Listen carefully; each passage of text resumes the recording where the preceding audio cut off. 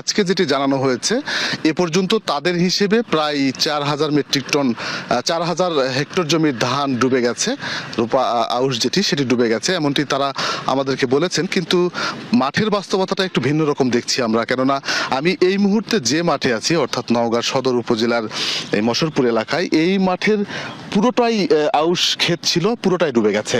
তো এইখানেই তো প্রায় 2,500 হেক্টর জমি রয়েছে, সেখানে পুরোটাই ডুবে গেছে। পুরো জেলা জুড়ে প্রায় 60,000 হেক্টর জমিতে আউশ ধানের চাষ হয়েছে।